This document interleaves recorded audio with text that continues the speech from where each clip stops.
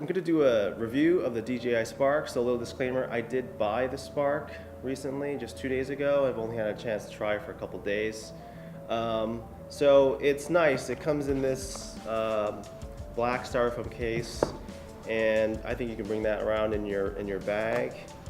And this is the Spark in my hand. And this is the camera, which is on a gimbal, the blades, and the batteries on the back side.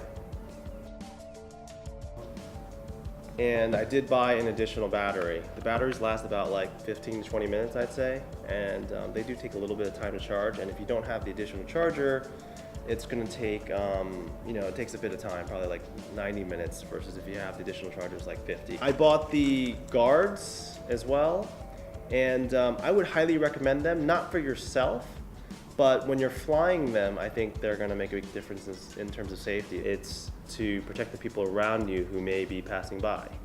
And also, when you're launching it, it's kind of a nice thing to have as well. If it's in your hand, then it'll be nice to have those on there. Hand gestures. I think they're really simple, and I think it's a nice addition to having a drone. If you're, for the specific purpose of taking pictures of a selfie and kind of playing and moving it around, it's really nice. I think that's a feature on top. I wouldn't say it's perfect. Doesn't get it right all the time. Definitely cool, and I think this is one of the things that if they continue to improve the software, it sets the DJI Spark from other tiny drones. So I did not buy the controller, so I only use the phone control. I would say the phone control is really responsive. It's good. Just the similar characteristics of the Phantom 3 Professional or 4, where you got the 2 joysticks. Make sure when you're using this that when you first start, you reboot all the devices so they connect up. I think when I first got it going, the video wasn't showing, and then I was like trying to figure out what to do, and all I had to do was just turn my phone back off and on and reboot, the standard reboot.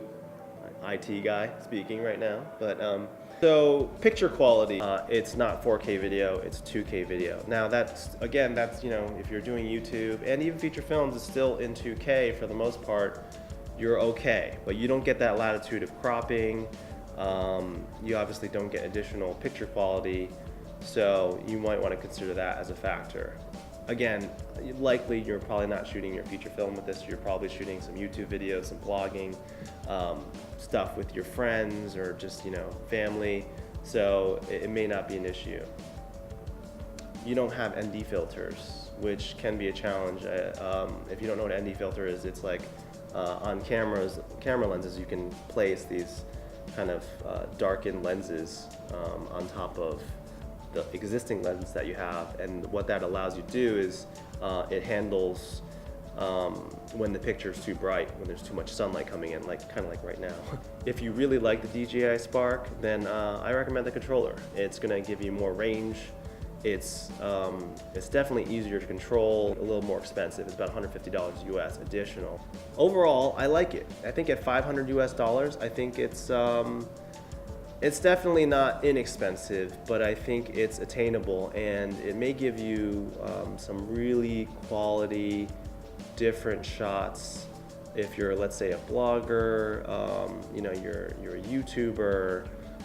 I think it's a good way to differentiate, and it's easy enough, I think, if you spend the time to figure out how to use it, that it's going to be a really good addition to your arsenal.